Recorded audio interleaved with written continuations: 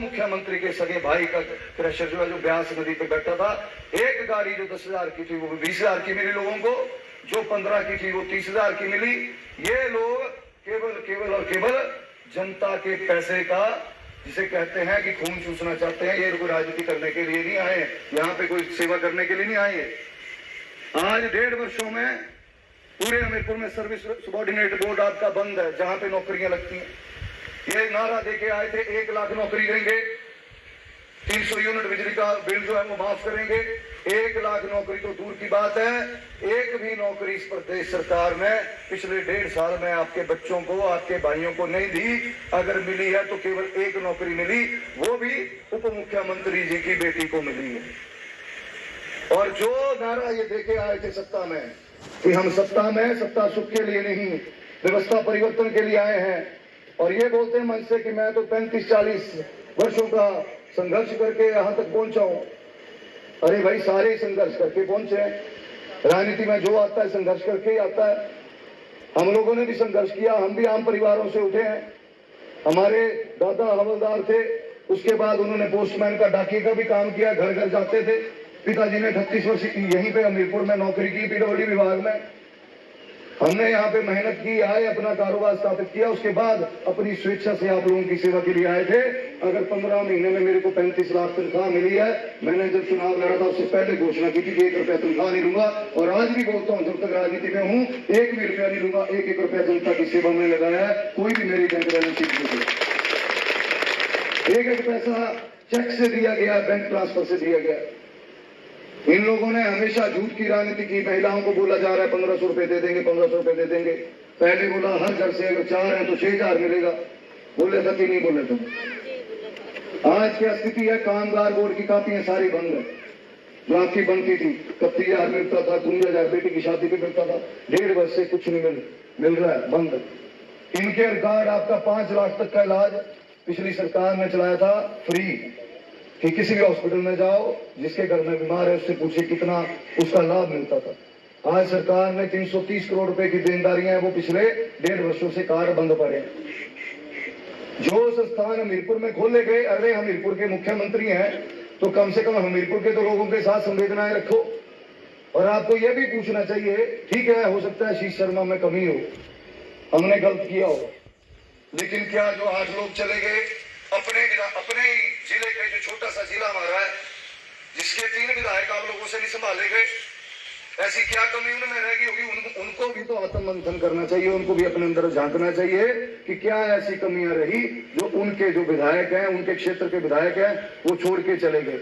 कमी ये रही कि उन लोगों ने जो आपके द्वारा चुना हुआ प्रतिनिधि था, जो आपने वोट डाले थे, उस वोट की कोई इज्जत नहीं की, उन्होंने बेइज्जत किया। 1.5 साल बेइज्जत किया गया, किसी को नहीं पड़ी है। फिर से 1.5 सालों के बाद फिर चुनाव में उतरे, किसी के दिमाग में ये चीज भी होती। अगर ये परिस्थितियां पैदा की हैं तो इन लोगों ने की हैं। हम लोग आए हैं, जनता की सेवा के लिए आए हैं, और आगे भी जनता की सेवा के लिए तत्पर रहेंगे। जब तक राजनीति में है तब तक आप ही की सेवा के लिए आए हैं। लेकिन आज इनसे सवाल पूछने चाहिए आपको कि कहां गए आपके वादे, नौकरियां कहां गई? 300 यूनिट बिजली का बिल तो दूर की बात है, जो 125 यूनिट पिछली सरकार ने दिया था, अब उसके भी बिल लग पड़े यहाँ। ये आपको पता होगा, आधे की नहीं होगा, तुम्हें पता होगा। व्यवस्था परिवर्तन का नारा दिया कि व्यवस्था परिवर्तन के लिए मैं आया हूं। व्यवस्था परिवर्तन क्या किया? अपनी घरवाली को टिकट दिया देरा से। मुझे तो यह समझने लगता है कि मुख्यमंत्री जी हैं कहां के? देरा में बोलते हैं मैं यहीं पे पैदा हुआ हूं, यहां आते तो बोलते मैं दौड़ में पैदा हुआ हूं, कांगड़ा में जाते बोलते मैं वहां पैदा हुआ हूं। आज ही पता नहीं लगे भाई कुछ ध्यान पे मेरे पड़ा दे कांगड़े दे कि शिमले दे। शिमला में जाते तो बोलते मैंने अपना पूरा जीवन शिमला में लगाया है। जिस व्यक्ति को चुने हुए प्रतिनिधियों के प्रति संवेदना ना हो, भावनाएं ना हो, तो उस व्यक्ति को लोगों के प्रति क्या संवेदनाएं होंगी, ये आपने सोचना। आज परिस्थितियां ये हो चुकी हैं कि ये किसी भी स्तर पे गिर चुके हैं अपने आप को बचाने के लिए। झूठी FIR कराई गई, मेरे परिवार को प्रताड़ित किया गया, मुझे प्रताड़ित किया गया।